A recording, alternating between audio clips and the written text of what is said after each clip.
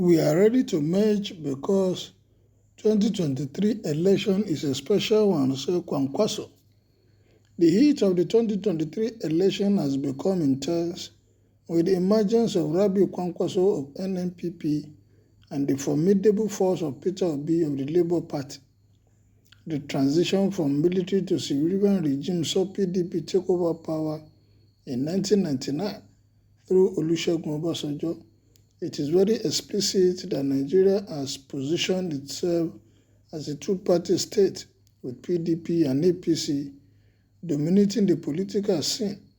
The credibility and acceptance of Kwankwaso and Obi have brought so much heat on both APC and PDP as the presidential candidate of NNPP is very hopeful that his party will form a formidable alliance that can wrestle power away from APC. Well, there's always strength in coming together, and the coming together must be worked out in such a way that there won't be a crisis at the end of the day, because the people that you are coming to fight, that is the APC and PDP, they have been on ground and they know the game very well. Be ready to fight and make sure that you won't fight to win. Speaking to Orient Daily in Lagos, the presidential aspirant was very optimistic that a good alliance is visible, just the way there was a measure that took power away from PDP in 2015.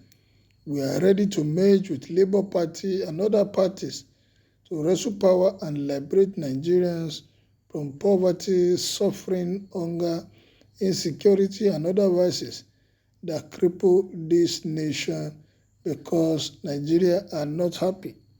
What we are talking about is the same party, the PDP that said they crippled this nation, and APC that has contributed. All of you, both of you are part of this party. At the time, Kwankwaso, you were in PDP as a governor before you joined ship to APC. Same with Obi. He was in APGA before moving to PDP. So we have been part of this, the people that have turned this nation to where we are. I am sure, and I want to know if people are bringing a new thing to the table, because it's like APC and PDP are one and the same. We have not seen any major difference between the two parties. So your third force that you are forming, hope is not going to be the same. That the moment you clinch onto power, you begin to invite the same politicians that you have worked together with. And at the end of the day, because they are bereft of ideas, the country will suffer for it at the end of the day. Nigerians are not happy. He advised Nigerians to vote for a credible candidate and should not allow their choice of candidate to be influenced by propaganda. He said Nigerians should be wise by now. Anyone that is not wise by now, comparing what is happening in the economy, in the agriculture, in the education, in virtually everything in this country, that even the common man knows that yes, things are very tough. I'm sure that the present state of the nation and the hardship that is obtainable in the country must have made them realize their mistakes. Vote for a candidate with good political record and profile, because almost everyone that is contesting has ruled in one capacity or the other. How did the person perform when he ruled?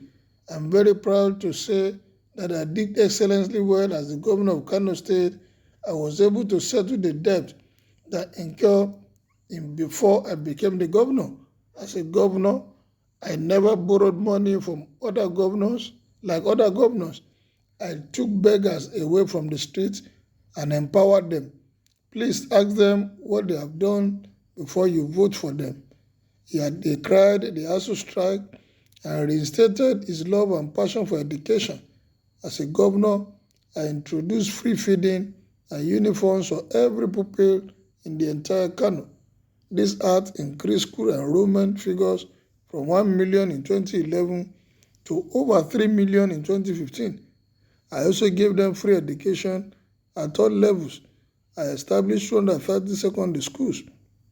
Finally, He employed the Independent National Electoral Commission chairman to make himself relevant and make history in Nigeria as someone that conducted a credible election in Nigeria. Professor Yakubu has a golden opportunity to make Nigerians cherish and love him forever. And what will determine that is the way he handles this election.